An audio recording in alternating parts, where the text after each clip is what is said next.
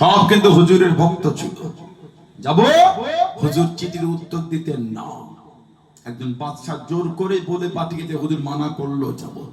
হুজুর বলে পাঠিয়েছে শুনিয়ে দেবে, ওলিদের দরবারে দরজা হয় দুটো, একদিক দিয়ে তোমার বাদশা ঢুকবে, আর একদিক আমি নিজামতে বার হয়ে যাব।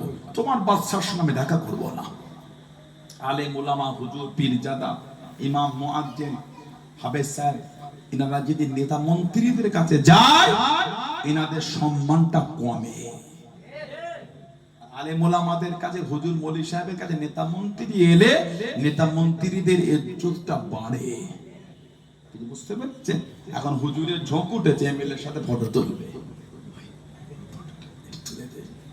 দেখলি আইদা এমএলএর সাথে এমপি সাহেব হুজুরটা বলছে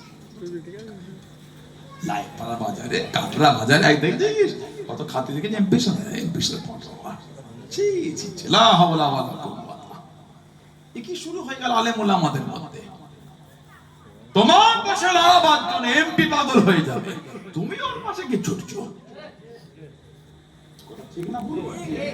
হরিণের পেটে মৃগ নাবি, হরিণ খুশবু খোদায় পাগল। হরিণের পেটেই মৃগ নাবিতে গোটা পৃথিবীর নিবার্জন পাগল হয়ে যাচ্ছে। হরিণ নিজে খুশবু খুঁজছে। এখন ওই হয়েছে আলেম ওলামা, হুজুর মৌলভী সাহেবদের অবস্থা। এত ইজ্জত, গ্রামের ইমাম, গোটা গ্রামের মানুষ কোটিপতিটাকে ইমামের পেছনে নামাজ পড়তে বাধ্য। গ্রামের সব থেকে টপ র্যাঙ্কের লোকটা হুজুরের জলসায় বসতে বাধ্য হয়ে বসে আছে। আর এখন আমাদের চিন্তা হয় যে নেতা মন্ত্রীর সাথে ফটো তুলবো, তাদের সাথে ঘুরবো, লজ্জা লাগে না আমাদের? ইমাম আলেম ওলামা যিনি রাস্তা চেঞ্জ করে ফেলে, সমাজ গোমরাহ হয়ে যাবে। আমি কোন নেতা মন্ত্রীকে অপমান করিনি, ভুল ব্যাখ্যা করবেন না। আমাদের চিন্তাগুলো হবে কেন? আমি কিন্তু কোন দলকে কেন ছোট করিনি।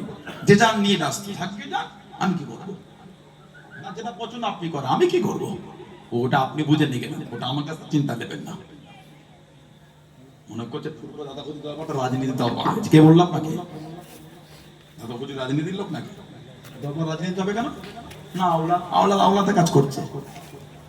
দাদা হুজুর দরবারে 50টা আওলাদের মধ্যে যদি 49 জন রাজনীতি করে, তাও দরবার রাজনীতি দরবার নয়।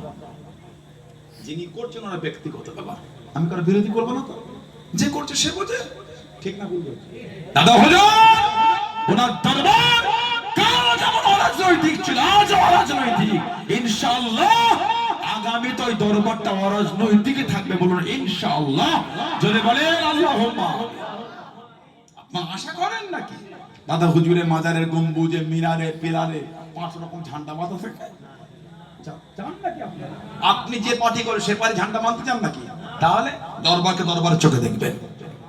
কাল যেমন দরবারে যে ভালোবাসা নিয়ে গেছিলেন, আজ ওই ভালোবাসা নিয়ে যাবেন। পীরজাদা করছে ওনার ব্যক্তিগত ব্যাপার, দরবারের ব্যাপার নয় ওটা। ভুল মানে নেবেন না কিন্তু। আপনি বলবেন না, উনি বলবে না, উনি বলবে না, বলবে কে? সবাই যদি ঠিক করবেন তো বলবে। আমি তো ছোট করিনি, আমি দরবারের কনসেপ্টটা ক্লিয়ার করেছি। দরবার অরাজনৈতিক, যিনি করছে ওনার ব্যাপার। সানাউল্লাহ সিদ্দিকে দাদা হুজুর এক করে দেবেন না। সানাউল্লাহ সিদ্দিক আর 5 হুজুরকে এক করে দেবেন না। সানাউল্লাহ সিদ্দিকী আর সানাউল্লাহ সিদ্দিকের আব্বাজান দুজনকে এক মনে করবেন। আমাদের পীর, আমাদের মাথা। সম্মান, সম্মানের জায়গায়। ফুরফুরা শরীফ আপনারা ঝান্ডার কালার দেখতে যান না, ফুরফুরা শরীফ আপনার নামাজের নিয়ম শিখতে যান। ফুরফুরা শরীফে ঝান্ডাটা কোন অ্যাঙ্গেলে বাঁধলে ভোটটা বেশি পাবো ওটা শিখতে যান না। ফুরফুরা শরীফে কোন দরুদ শরীফ পড়লে হুজুরের জিয়ারত পাবো ওই দরুদ শরীফ শিখতে যান। বন্যা ঠিক বলেছে। ঝান্ডার রং শিখতে যান না, ঝান্ডা বাঁধা শিখতে যান না, ঝান্ডা কালার দেখতে যান না, আল্লাহ আল্লাহ রাসূলের মুহাব্বত শিখতে যান। এই জায়গাটাকে ঠিক রাখবেন। সব যদি এক জায়গায় মাখিয়ে এটা ওটা করে দেন, ঐতিহ্য বিলীন হয়ে গেল। আসল জায়গাটাকে ঠিক রাখতে হবে। রাজনীতি রাজনীতির জায়গায়, দরবার দরবারের জায়গায়। ঠিক রাখেন দরবার।